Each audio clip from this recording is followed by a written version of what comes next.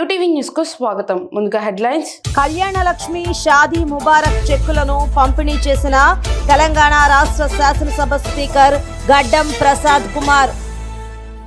బాబు surety భవిష్యత్తుకు guarantee కార్యక్రమంలో అనిల్ కుమార్ యాదవ్ పై సెటైర్లు వేసిన పొంగూరు నారాయణ. ఆ చెంట నుంచే ఎన్నికల శంఖారావం పూరించనున్నారు. సభాస్థలి ఏర్పాట్లపై టీడీపీ నాయకులు నిమగ్నం. ఇక డీటెయిల్స్ చూస్తే, చిగురుపాడు గ్రామంలో జగనన్న ఆరోగ్య సురక్ష 2.0ను పల్నాడు జిల్లా కలెక్టర్ శివశంకర్ ప్రారంభించారు. ఈ సందర్భంగా కలెక్టర్ మీడియాతో మాట్లాడుతూ, జగనన్న ఆరోగ్య సురక్ష కింద 2 స్పెషలిస్ట్ డాక్టర్స్ ఏర్పాటు చేశామని, జిల్లా వ్యాప్తంగా 17 చోట్ల క్యాంపులు ప్రారంభించామని, ప్రజలకు కిట్లు, మందులు, టెస్టులు అందుబాటులో ఉంచామని, ప్రజలు ఈ సురక్ష క్యాంపుని సద్వినియోగం చేసుకోవాలని కోరారు. చక్కగా మీకు ఉన్న సమస్యలు, ఆరోగ్యపరమైన సమస్యలు కానీ ఏమైనా ఉంటే అవన్నీ కూడా అక్కడ డాక్టర్లకు చెప్పటం, అవన్నీ కూడా చేయటం జరిగింది. దానికి సంబంధించిన టెస్టులు కానీ మందులు కానీ ఇవ్వటం జరిగింది. దాని తర్వాత కూడా ఎప్పటికప్పుడు ఫాలోఅప్ చేస్తూ ఇంకా మన స్థాయిలో అయితే ట్రీట్మెంట్ మన స్థాయిలో ఇవ్వటం జరిగింది. ఇంకా ఏమైనా పై స్థాయిలో అవసరమైతే ఏరియా హాస్పిటల్ కానీ సిహెచ్సి కానీ ఇంకా మీకు అనుకూలంగా ఉంటే ఏదైనా network hospital, Aarogyasri network hospital కూడా మిమ్మల్ని అందరినీ మా ఏఎన్ఎంసీ ఎమ్మెల్యేస్పీ తీసుకెళ్ళడం జరిగింది. అయితే ఇంకా బెటర్గా ఇంకా ప్రజలకి ఇంకా ఏమైనా గతంలో మిస్ అయినా, ఇంకేదైనా ఫాలోఅప్ కావాలన్నా, ఇంకా ఏదైనా బెటర్గా ట్రీట్మెంట్ కావాలన్నా మరొకసారి ఈ కార్యక్రమం చేయాలని చెప్పి ఉద్దేశంతో గౌరవ ముఖ్యమంత్రి గారు ఈ జగనన్న ఆరోగ్య సురక్ష 2వ దశ కూడా మనకి ఈ రోజు నుంచి లాంచ్ చేయడం జరిగింది.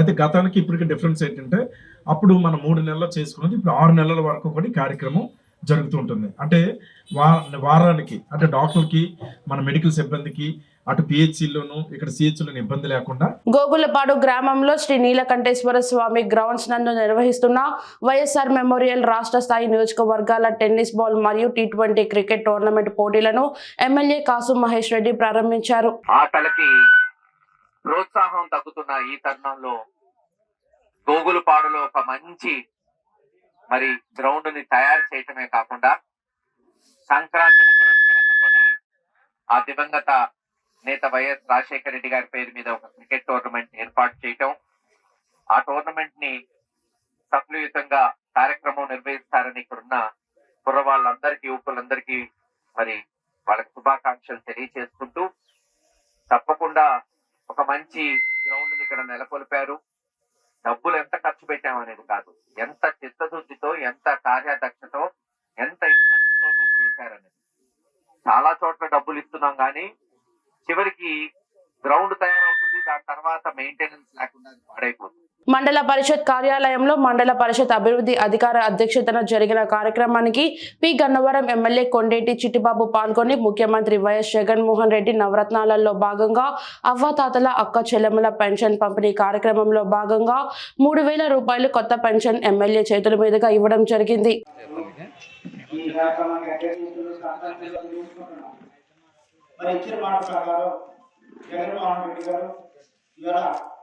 ప్రతి ఒక్కరి హామీ కూడా నెరవేర్చడం జరిగింది. గత సంవత్సరంలో 2,700 నుంచి 3,000 చేయడం జరిగింది. అమ్మకాలకి ఇవాళ మీకు 3,000 రూపాయలు ఇవ్వడం జరుగుతుంది. అదేవిధంగా అందరికీ కూడా వాలంటీర్ ద్వారా, సచివాలయ సిబ్బంది ద్వారా ఈ అందరికి కూడా పెన్షన్ సాయం చేయడం జరిగింది. ముఖ్యంగా ఇక్కడ 169 మందికి కొత్త పెన్షన్ ఇవ్వడం జరిగింది. మనలో పెన్షన్ ఇస్తున్న 30 కోట్ల 60 లక్షల రూపాయల వరకు ప్రతి నెల కూడా పెన్షన్ ఇచ్చుకుంటూ పోతున్నాం. ఇవాళ ఎప్పుడు కూడా ఒక పెన్షన్ కావాలంటే ఏదైనా గ్రామంలో ఎక్కడైనా చనిపోతే కానీ పెన్షన్ ఇచ్చేవారు కాదు. అది ముందు 65 సంవత్సరాలు ఉన్న పెన్షన్ ని జగన్మోహన్ రెడ్డి గారు సీఎం అయిన తర్వాత 5 సంవత్సరాలు తగ్గించి 60 సంవత్సరాలకే అందరికీ కూడా పెన్షన్ ఇవ్వడం జరుగుతుంది. మా వాలంటీర్ ద్వారా ఇది ఎక్కడ ఉన్నా, ఏ ఊర్లో ఉన్నా, ఏ హాస్పిటల్లో ఉన్నా, ఈ వాలంటీర్ మొదలైనా ఇంటికి నేరుగా మా వాలంటీర్ వచ్చి ఈ అందరూ కూడా పెన్షన్ ఇస్తారంటే ఒకసారి ఈ వాలంటీర్లందరూ కూడా మనస్ఫూర్తిగా అభినందించాలని చెప్పి మీ అందరికీ కోరుతున్నాం. జగనన్న పెన్షన్ కానుక అందజేసే కార్యక్రమంలో భాగంగా ప్రతిపాడు నియోజకవర్గ ఒక నూతన నాయకుడు చేతుల మీదుగా వృద్ధులకు జగనన్న 3,000 పెన్షన్ కానుక అందజేస్తుండగా స్థానిక నాయకులు అడ్డుకొని హంగామా చేశారు. అంతటితో వర్గపోరు మొదలైంది. కార్యక్రమం నిలిచిపోయింది. స్థానిక నాయకులలో అలజడి మొదలైంది. ప్రజా వ్యతిరేక భూ యాజమాన్య హక్కులను హరించి వేసే రాజ్యాంగం ప్రసాదించిన చట్టాన్ని నిర్వీర్యం చేసే ప్రభుత్వ జీవో 512 తక్షణమే రద్దు చేయాలని మంగళగిరి బార్ అసోసియేషన్ మాజీ అధ్యక్షుడు Doddaka Brahmanandarao, association executive member Kurapati Muraliraj ప్రభుత్వాన్ని డిమాండ్ చేశారు. ఏపీ సర్కార్ ఇటీవల భూమి హక్కుల యాజమాన్య చట్టం 2023 పేరుతో గత ఏడాది అక్టోబర్ 31న జీవో నెంబర్ 512ను అమల్లోకి తీసుకువచ్చింది. దీనిని వ్యతిరేకిస్తూ రాష్ట్ర వ్యాప్తంగా న్యాయవాదులు రిలే నిరాహార దీక్షలు, నిరసన కార్యక్రమాలు చేపట్టారు. ఇందులో భాగంగా మంగళవారం మంగళగిరి బార్ అసోసియేషన్ ఆధ్వర్యంలో కోర్టు బయట రిలే నిరాహార దీక్షలు ప్రారంభించారు.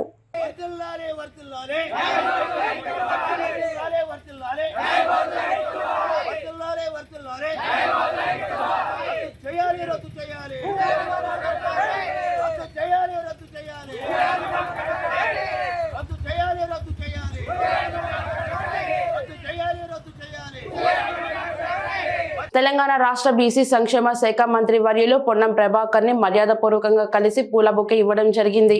నూతన సంవత్సరం సందర్భంగా శెర్లింగంపల్లి నియోజకవర్గ కాంగ్రెస్ పార్టీ ఇన్ఛార్జ్ గౌరవనీయులు బడుగు బలహీన వర్గాల ఆశాజ్యోతి శ్రీ జగదీశ్వర్ గౌడ్ ని మర్యాదపూర్వకంగా కలిసి హ్యాపీ న్యూ ఇయర్ విషెస్ తెలియజేసిన వివేకానంద ఆచంటంలో చంద్రబాబు బహిరంగ సభలో ఈ నెల 7వ తేదీన పాల్గొనున్నారు. ఇక్కడ నుండి ఎన్నికల శంఖారావం పూరించనున్నారు. దీంతో సభాస్థలి ఏర్పాట్లపై టీడీపీ నాయకులు నిమగ్నమయ్యారు.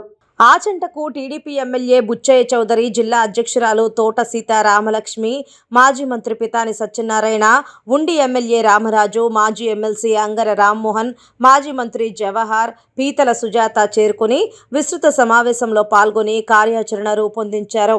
నాయకులకు, కార్యకర్తలకు దిశానిర్దేశం తెలియజేశారు. ఈ కార్యక్రమంలో భాగంగా పితాని మాట్లాడుతూ చంద్రబాబు ఎన్నికల శంఖారావం ఆచంట నుండే పూరించనున్నారని, కార్యకర్తల అభిమానులతో 1,00,000 మంది తక్కువ కాకుండా బహిరంగ సభ నిర్వహిస్తామని, నభూతో నా భవిష్యత్ ద్వారా సభ జరగబోతోంది అన్నారు. అనంతరం మాజీ మంత్రి పితాని మీడియా ద్వారా వెల్లడించారు. తెలుగుదేశం పార్టీ అధినేత చంద్రబాబు నాయుడు గారు రాబోతున్న సందర్భంగా మహాసభ జరగబోతోంది. ఎన్నికల శంఖారావం ఊరించబోతున్నారు పశ్చిమ గోదావరి జిల్లా తాలూకు. ఇది తద్వారా పూర్వపు పశ్చిమ గోదావరి జిల్లా సంబంధించిన ఎన్నికల శంఖారావంగానే భావించాలి. రెండోది, కొత్త పశ్చిమ గోదావరి జిల్లా తాలూకు 7 నియోజకవర్గాల తాలూకు జన సమీకరణ, కార్యకర్తలతో పాటు అభిమానులు, దాంతోపాటు ప్రజలు కూడా మమేకం చేసి 1,00,000 మంది తక్కువ కాకుండా ఈ మీటింగ్ జరపాలని ఈరోజు సభ నిర్ణయించడం జరిగింది. తద్వారా నభూతో నా భవిష్యత్ అనే కార్యక్రమం ద్వారా ఈరోజు తెలుగుదేశం పార్టీ చంద్రబాబు నాయుడు గారి యొక్క సభ జరగబోతోంది. దాంట్లో ఉభయ పార్టీలు, తెలుగుదేశం పార్టీ, జనసేన తాలూకు ఆలోచనలు కానీ, అవినీతి అక్రమాలకు అడ్డగట్టుగైన జగన్మోహన్ రెడ్డి యొక్క అవినీతిని ఎండగట్టుకోవడంలో కానీ, ఆయన చేస్తున్న ఆలోచనలు కానీ, ప్రజా వ్యతిరేక విధానాలు కానీ ఈరోజు ఈ వేదిక బహిర్గతం చేయబోతూ ఉన్నాయి. మొన్నటి వరకు 175 నియోజకవర్గాలు నెగ్గుతున్న జగన్మోహన్ రెడ్డి 80 మంది నెగ్గరనేసి బహిర్గతం చేసిన సందర్భంగా అభినందిస్తున్నా జగన్మోహన్ రెడ్డిని. అంటే 80 నియోజకవర్గాలు నెగ్గవని చెప్పి అతనిగానే వైఎస్ఆర్ పార్టీ ఓడిపోతుందని చెప్పి సంకేతాన్ని ఇచ్చి నా పార్టీ భవిష్యత్తుని కాపాడుకోవడం కోసం కొత్త అభ్యర్థుల్ని, ఒక అభ్యర్థిని ఒక చోటకి లేదు కొత్త అభ్యర్థిని పెట్టడానికి ప్రయత్నం చేస్తున్నా. దాన్ని బట్టి చేస్తే మీ అభ్యర్థి ఇక్కడ నెగ్గడన్న తర్వాత పక్క నియోజకవర్గం నెగ్గుతాడు అంటే మీ అభ్యర్థి డిస్క్వాలిఫైడ్ అని చెప్పడానికి నువ్వు చేసిన ప్రయత్నానికి అభినందిస్తున్నా. రాజకీయంగా మీరు చేసే నిర్ణయాలు తెలుగుదేశం పార్టీ, జనసేన యొక్క కూటమి యొక్క ఐక్యత పోరాటానికి భయపడుతుందనే మాట ఒప్పుకున్నందుకు అభినందిస్తున్నా. మరొకసారి మీ జగన్మోహన్ రెడ్డి గారు ఎన్ని కుతంత్రాలు చేసినా, ఎంత డబ్బులు ఖర్చు చేసి, సారా డబ్బులు ఖర్చు చేస్తావా, ఇసుక డబ్బులు చేస్తావా, మైన్స్ డబ్బులు చేస్తావా, పోర్టబుల్ చేస్తావా? చెయ్యి. ఎన్ని వేల రూపాయలు ఇచ్చినా అధికారం రావడానికి ప్రయత్నం చేస్తా ఉన్నావు. ఎన్ని వేలైనా ఖర్చు చేయడానికి సిద్ధంగా ఉన్నావు. కళ్యాణ లక్ష్మి షాదీ ముబారక్ చెక్లను తెలంగాణ రాష్ట్ర శాసనసభ స్పీకర్ గడ్డం ప్రసాద్ కుమార్ పంపిణీ చేశారు. వికారాబాద్ పట్టణంలోని అంబేద్కర్ భవన్లో కళ్యాణ లక్ష్మి షాదీ ముబారక్ చెక్కుల పంపిణీ చేసిన తెలంగాణ రాష్ట్ర శాసనసభ స్పీకర్ గడ్డం ప్రసాద్ కుమార్. అనంతరం మున్సిపల్ పరిధిలోని 20వ వార్డు రాజీవ్ గృహకల్పలో ప్రజాపాలన కార్యక్రమంలో పాల్గొన్నారు. ఈ సందర్భంగా ఆయన మాట్లాడుతూ ప్రభుత్వం ప్రకటించిన 6 గ్యారంటీలను అర్హులైన ప్రతి ఒక్కరికి చేరే విధంగా కృషి చేస్తానని, గత ప్రభుత్వం అభివృద్ధి తక్కువ అప్పులు ఎక్కువ చేసిందని, 6 గ్యారంటీలకు అర్హత పొందాలంటే రేషన్ కార్డు తప్పనిసరి కావడంతో ముందు రేషన్ కార్డు వచ్చే విధంగా ముఖ్యమంత్రితో చర్చించామని, అర్హులైన ప్రతి ఒక్కరికి అతి తొందరలోనే రేషన్ కార్డులు వస్తాయని అన్నారు. ఇవి రిటర్న్ పోతే లబ్ధిదారులకు అన్యాయం జరుగుతుంది. అన్యాయం చేసిన వారు అవసరం అని చెప్పి ఈ కార్యక్రమాన్ని తొందరగా 5 తారీఖు లోపల అన్ని మండలాల్లో ఇచ్చేటట్లు ఏర్పాటు చేసుకొని ఈ కార్యక్రమాన్ని ముందుకు తీసుకెళ్ళిపోతున్నాం. ఇవి పాత ప్రభుత్వంలో ఉన్న చెక్కులు కాబట్టి ఆ చెక్కులు 1,116 రూపాయలు ఉంటాయి. కొత్త గవర్నమెంట్ ఏర్పడ్డది. ఇప్పుడు వచ్చే చెక్స్ మాత్రం తప్పకుండా మీరు బంగారం అడిగితే బంగారం, లేకపోతే 1,60,000 రూపాయల చెక్కు కొత్త ప్రభుత్వంలో ఉన్న ముఖ్యమంత్రి గారు అందజేస్తారు. మరి అదేవిధంగా ప్రభుత్వం చాలా కష్టాలలో మీ అందరికీ తెలుసు. పాత ప్రభుత్వం ఏదైతున్నదో ప్రభుత్వం 10 ఏళ్లలో అభివృద్ధి తక్కువ, అప్పులు ఎక్కువ చేసిపోయింది.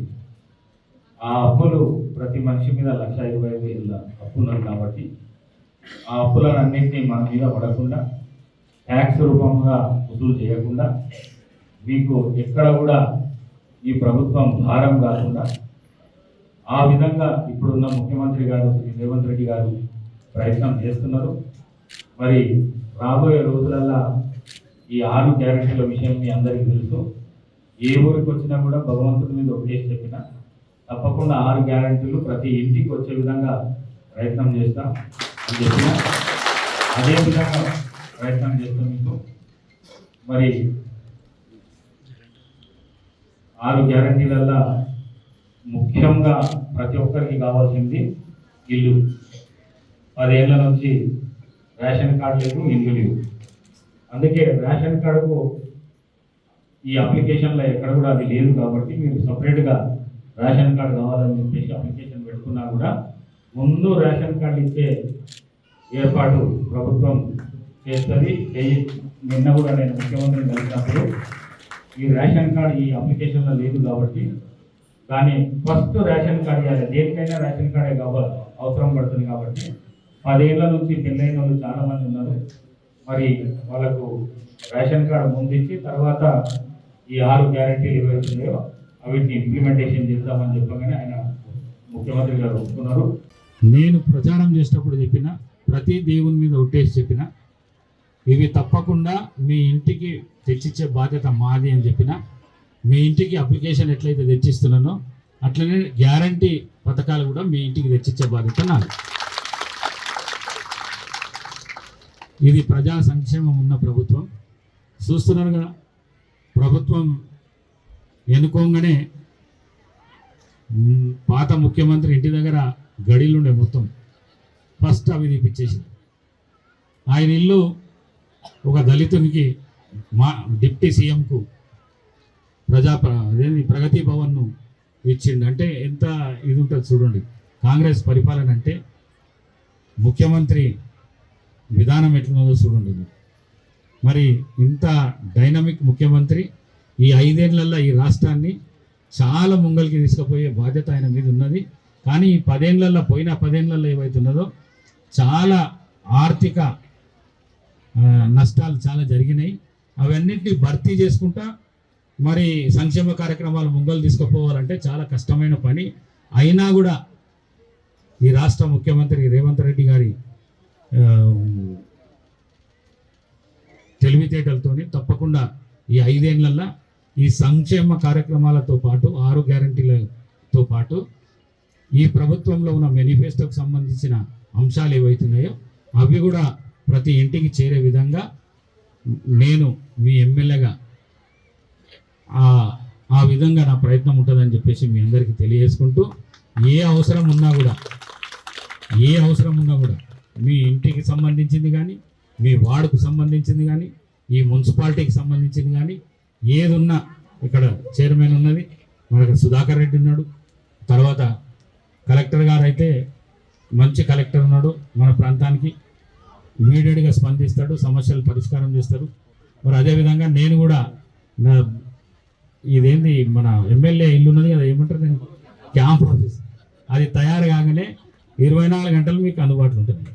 నూతన సంవత్సర శుభాకాంక్షలు సైబరాబాద్ సిపి అవినాష్ మహంతి ఐపీఎస్ తెలంగాణ రాష్ట్ర ప్రజలకు సిబ్బందికి తెలిపారు. నూతన సంవత్సర వేడుకలను పురస్కరించుకొని Cyberabad police commissionerate Avinash Mahanti IPS Cyberabad police సిబ్బందితో కలిసి సైబరాబాద్ పోలీస్ కమిషనరేట్ ఆవరణలో కేక్ కట్ చేసి నూతన సంవత్సర శుభాకాంక్షలు తెలిపారు. ఈ సందర్భంగా సిపి మాట్లాడుతూ నూతన సంవత్సర వేడుకల్లో సైబరాబాద్ లిమిట్స్ లో ఎలాంటి అపశృతులు జరగకుండా జీరో యాక్సిడెంట్ డేగా నిలిచిందన్నారు.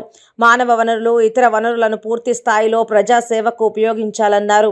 ఉద్యోగులు తాము నిర్వర్తిస్తున్న విధుల పట్ల పూర్తి నిబద్ధత, అంకితభావం కలిగి ఉండాలన్నారు. జూనియర్ అసిస్టెంట్ స్థాయి నుండి ఎస్పీ ర్యాంక్ అధికారి వరకు అందరూ తమ విధుల ప్రాముఖ్యతను గురించి శ్రద్ధ, అంకితభావంతో పనిచేయాలన్నారు. నెల్లూరు నగరంలోని 51వ డివిజన్లో బాబు షూరిటీ భవిష్యత్కు గ్యారంటీ కార్యక్రమం జరిగింది. మాజీ మంత్రి నగర ఎమ్మెల్యే అనిల్ కుమార్ యాదవ్ పై మాజీ మంత్రి నగర నియోజకవర్గ ఇన్ఛార్జ్ పొంగూరు నారాయణ సెటైర్లు వేశారు. టికెట్ల విషయంలో ఎమ్మెల్యే అనిల్ మాట్లాడిన దానిపై ఓ విలేకరి నారాయణను అడిగారు. ఇందుకు నారాయణ సమాధానం ఇచ్చారు. ఆయనకేమైనా పవన్ కళ్యాణ్ చెవిలో చెప్పాడా, కలలో వచ్చి చెప్పాడా అంటూ వ్యంగ్యాస్త్రాలు సంధించారు. టికెట్ల విషయాన్ని జనసేన అధినేత పవన్ కళ్యాణ్, టీడీపీ అధినేత చంద్రబాబు నాయుడులే నిర్ణయిస్తారని తెలిపారు. ఆ విషయాన్ని వారు బహిరంగంగానే చెబుతారన్నారు. అసలు మా టికెట్ల విషయాన్ని పక్క పార్టీలు మాట్లాడాల్సిన అవసరం ఏమిటని ఎమ్మెల్యేకి హితవు పలికారు. పార్టీ అధినేతలు ఎవరి పేరు చెబితే వారే నెల్లూరు సిటీ నుంచి బరిలో ఉంటారన్నారు. పవన్ కళ్యాణ్ చెవులో చెప్పాడా, కళ్ళ వచ్చి చెప్పాడా? చెవులో చెప్పాడా, కళ్ళ చెప్పాడా? టికెట్ల విషయం ఇద్దరు పార్టీ అధినేతలు, అంటే జనసేన పార్టీ అధినేత పవన్ కళ్యాణ్ గారు మరియు తెలుగుదేశం పార్టీ అధినేత చంద్రబాబు నాయుడు గారు, వాళ్ళిద్దరు మాత్రమే నిర్ణయిస్తారు. ఏది నిర్ణయించినా బహిరంగంగా వాళ్ళు ఇన్ఫార్మ్ చేస్తారు. అందువల్ల దాంట్లో ఎటువంటి కాంట్రవర్షియల్ లేదు.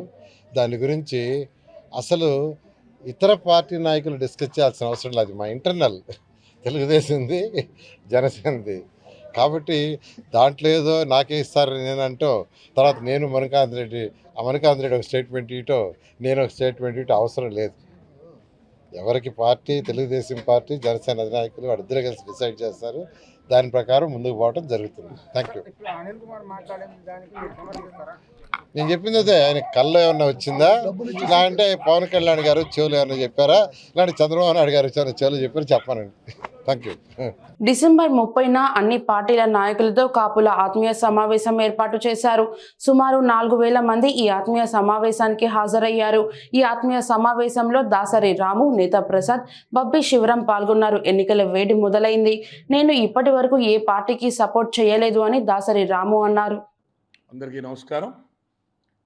దాసరి రాము, తెలకా బలిజా కాపు చేసి ఈ మధ్య శనివారం డిసెంబర్ 30వ తారీఖు శనివారం రోజున గుంటూరు జిల్లాలో ఉన్న ఉమ్మడి గుంటూరు జిల్లా అన్ని నియోజకవర్గాల్లో ఉన్న కాపు సంఘం పెద్దలు, మేధావి వర్గం, అనేక వ్యవస్థల్లో పనిచేసే వాళ్ళు, వ్యాపారస్తులు, డాక్టర్లు, ఈవెన్ రాజకీయాల్లో ఉన్న వాళ్ళు కూడా అన్ని పార్టీల రిప్రజెంటేషన్ అందరినీ ఇన్వైట్ చేసి మా గుంటూరు జిల్లా సంబంధించి రాజకీయంగా రేపు ఎలక్షన్స్ ఒక నెల 2 నెలలు ఉన్నాయి కాబట్టి భవిష్యత్ కార్యాచరణ మీద ఒక ఆత్మీయ సమావేశం పెట్టుకున్నాం విజ్ఞాన మందిరంలో. దగ్గర 4000 నుంచి 4500 మంది జనం ఆ కార్యక్రమంలో అన్ని ప్రాంతాల నుంచి పాల్గొన్నారు. చాలా గ్రాండ్గా జరిగింది. కార్యక్రమాన్ని కూడా మేము ముందు వేద పండితులు, పెద్దల నుంచి వాళ్ళ చేత ఆశీర్వచనం తీసుకొని ఎస్సీబీసీ నాయకుల చేత జ్యోతి ప్రజ్వలన వాళ్ళ చేత చేయించి ముందు ప్రారంభ ఉపన్యాసం వాళ్ళ చేత చెప్పించి తర్వాత మేము కాపు సంఘం పెద్దలందరం మీటింగ్ స్టార్ట్ చేసుకున్నాం. మీటింగు చాలా బ్రహ్మాండంగా జరిగింది. కాపు సంఘం అందరూ కూడా కార్యక్రమంలో పాల్గొన్నారు. గుంటూరులో మా శివరాం గారు, కటా శ్రీనివాస్ గారు, బాబురావు గారు, చాలామంది కాపు సంఘం సంబంధించి మొదటి నుంచి అనుబంధం ఉన్న వాళ్ళు చాలామంది, మా ఏలు ప్రసాద్ గారు, నసరాపేట, పాకనాటి రమాదేవి గారు, వీళ్ళందరూ కూడా చాలామంది కూడా ఈ కార్యక్రమానికి అండగా నిలబడ్డారు. మల్లిశెట్టి సుబ్బారావు గారు, వీళ్ళందరూ కూడా, లింగంశెట్టి ఈశ్వరరావు గారు ఎక్స్ఎమ్మెల్యే, ఆయన పెద్ద తలకాయగా ఈ కార్యక్రమం నిలబడి ముందు నడిపించారు. ఆయన అందరూ కలిసి సమిష్టిగా చేసిన కార్యక్రమం. డబ్బులు కూడా అదే మీటింగ్లో అందరూ చూస్తుండగానే పెద్దలు కొంతమంది స్వచ్ఛందంగా కార్యక్రమానికి కూడా సహకరించారు. వీళ్ళందరినీ కలుపుకొని ఓ మంచి కార్యక్రమం జరిగింది.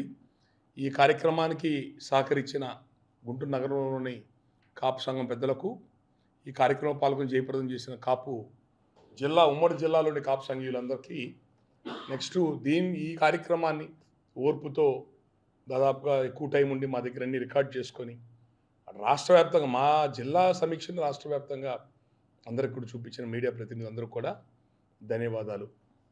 ఇది ముందు మీకు ఒక థ్యాంక్స్ పర్పస్ కోసం పెట్టుకున్న ప్రెస్ మీట్ ఇది. ఇక రెండోది, ఎలక్షన్స్ దగ్గరికి వచ్చాక రాజకీయాలు వేడి పెరిగిపోయింది.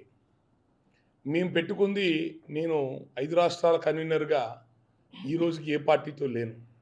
అట్టడుగు పేద వర్గాల నుంచి వచ్చిన వాళ్ళకి సహకరించడం నా ధర్మంగా, నేను ఏ రాజకీయ పార్టీలో ప్రత్యక్షంగా ఉండకుండా అన్ని పార్టీలతో సమానంగా ఉంటూ, ఒక విధంగా చెప్పాలంటే పేద వర్గాల నుంచి వచ్చిన పవన్ కళ్యాణ్ గారికే అనేక సందర్భాల్లో నేను చాలా విషయాలు సపోర్ట్ చేశాం. అట్టడుగు పేద వర్గాల రాజ్యాధికారం రావాలని చిరంజీవి గారితో ప్రజారాజ్యంలో అట్లాగే పనిచేసాం సామాజిక న్యాయం కోసం. డిసెంబర్ 30న అన్ని పార్టీల నాయకులతో కాపుల ఆత్మీయ సమావేశం ఏర్పాటు చేశారు. సుమారు 4000 మంది ఈ ఆత్మీయ సమావేశానికి హాజరయ్యారు. మేము నిర్వహించిన మీటింగ్ కేవలం కులం అభివృద్ధి కోసమే అని నేత ప్రసాద్ తెలిపారు. రాము గారు నిన్న 30వ తారీఖు జరిగినటువంటి ఒక సభ గురించి ప్రస్తావించారు. అందరికీ ధన్యవాదాలు తెలియజేసుకోవడమే కాకుండా, నిన్న జరిగినటువంటి సభ కేవలం ఆరంభం మాత్రమే. ఇది రాష్ట్ర వ్యాప్తంగా అన్ని జిల్లా కేంద్రాల్లోనూ కూడా ఇటువంటి సభల్ని ప్లాన్ చేస్తున్నాం కాబట్టి, అడపా ఇటువంటి సంఘటనలు జరుగుతాయి కాబట్టి మీ అందరి ద్వారా కొన్ని విషయాలు చేయాలని అనుకుంటున్నాం. మా రాము గారు కొంచెం పాలిష్గా చెప్పారు. ఎవరో ఒక వ్యక్తి ఏదో గొడవ చేశాడని. స్పష్టంగా చెప్తున్నాను, జనసేన పార్టీ నుంచి వచ్చినటువంటి గాదే వెంకటేశ్వరరావు అనే అతను, నేను చాలా సంస్కారంగా మాట్లాడుతున్నాను అనే అతను తన పరిమితులు మర్చిపోయి ఏమేమో మాట్లాడాడు. పైన చాలా పెద్దలు ఉన్నారు. ఈశ్వరరావు గారు ఉన్నారు, అరుణ గారు ఉన్నారు, శరకాల అరుణ గారు ఉన్నారు, మా అందరికీ తల్లి లాంటిదా, పాకనాటి రమాదేవి గారు ఉన్నారు, పైన రాము గారు ఉన్నారు. మీరందరూ ఎవరన్నా అడగచ్చు. మీ అందరి సమక్షంలో చెప్తున్నాను. ఆ ప్రశ్న కనుక అతను అడిగితే ఒక 100 పేజీలు నోట్స్ ఇస్తా అతనికి. మేమెవరో చెప్పాలంటే, రంగా గారి మరణానంతరం జరిగినటువంటి పరిస్థితుల దగ్గర నుంచి, ప్రజారాజ్యం పార్టీ దగ్గర నుంచి, జనసేన కోసం రోడ్ల మీద మేము తిరగలేదేమో, మేము ఏం పని చేసామనేది ఒక 100 పేజీల పుస్తకం ఇవ్వగలను అతనికి. ఎందుకంత తీవ్రంగా విమర్శిస్తున్నానంటే, సభా మర్యాదను మర్చిపోయి ఎవడు పడితే వాడు కాపు సంఘాలు పెట్టడం, ఎవడు పడితే వాడు, దాంట్లో మిర్యాల వెంకట్రావు గారి పేరు ప్రస్తావించడం, పివిఆర్ గారి పేరు, పిల్లా వెంకటేశ్వర గారి పేరు ప్రస్తావించడం, చనిపోయిన రంగా పేరు ఎందుకు అని అంటాం. రంగా పేరు చెప్పకపోతే నీ పేరు చెప్తారా? చనిపోయి 35 సంవత్సరాలు అయింది ఆ వ్యక్తి. ఈ చేతులతో ఆయన తాకినటువంటి స్పర్శ గుర్తుంది నాకు. ఈ భుజం మీద అతను చేసినటువంటి జ్ఞాపకాలు ఇంకా ఉన్నాయి నాకు మైండ్లో. మాకుండదు బర్నింగ్, నీకుండదు. ఎందుకంటే నువ్వు నిన్నొచ్చావు మొన్నొచ్చావు నాకు తెలియదు. చాలా ట్రై చేశాను. అసలు ఎవరు గాదే వెంకటేశ్వర అంటే ఎవరు, అతను ఎందుకు అలా మాట్లాడాడు తెలుసుకుందాం అని చెప్పాను. ఎవరి దగ్గర కూడా ఇతను మించి నాకు ఎవరు కూడా ఎక్కువ ఇన్ఫర్మేషన్ ఇవ్వలేకపోయారు. ఏ ఉద్యమంలో పాల్గొన్నటువంటి ధర్మనాలు లేవు అతనికి. మేము అట్లా కదే. కాపు సంఘాలంటే తెలిసి మాట్లాడుతున్నారా, తెలియక మాట్లాడుతున్నారా? సమాజంలో ఒక కుల సంఘంగా పేరు పెట్టుకుని తిరగడానికి చాలా ధైర్యం కావాలి. నిజాయితీగా నడపడానికి చాలా ధైర్యం కావాలి. ఆటోమేటిక్గా కొన్ని సామాజిక వర్గాలకు మేము దూరం అవుతాం. ఎటువంటి కారణం లేకుండా కొన్ని కులాలకు మేము వ్యతిరేకం అవుతాం.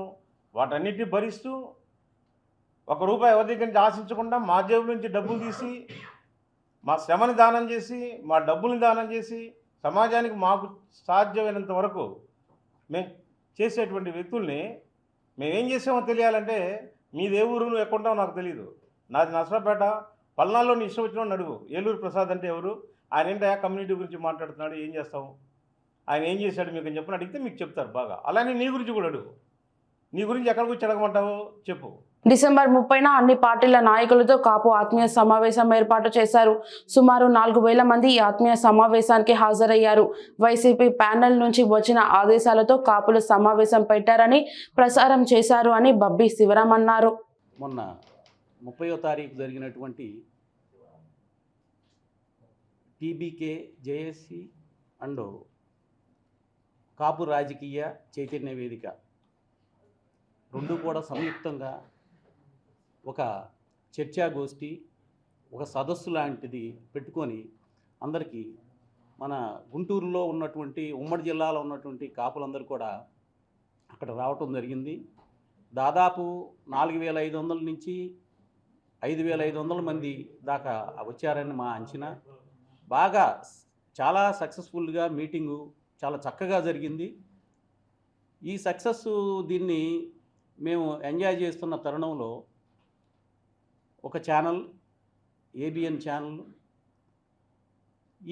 ఏదైతే ఈ సభ నిర్వహిస్తున్నారో ఈ సభ నిర్వాహకులు ఒక పార్టీకి అమ్ముడుపోయారని చెప్పేసి వైసీపీ ప్యాలెస్ నుంచి వచ్చిన సూచనల మేరకు ఈ సభను నిర్వహిస్తున్నారని చెప్పేసి, అమ్ముడుపోయారని చెప్పేసి కాపు వర్గాన్ని మొత్తాన్ని కూడా చాలా చిన్న చూపు చూసి నిరంకుశత్వంగా విమర్శించారు. అంటే కాపులు ఇప్పుడు మళ్ళీ అదే రోజు తెల్లారి సాక్షిలోనూ రసాభాస అని వేసారు. అంటే ఏది నమ్మాలి? ఇక్కడ సాక్షిలోనూ రసాభాస అని వేశారు, మరి అదే ఏబిఎన్ ఛానల్లోనేమో మరి వైసీపీ డైరెక్షన్లో ఇక్కడ నడుస్తుందని చెప్పేసి చెప్పారు.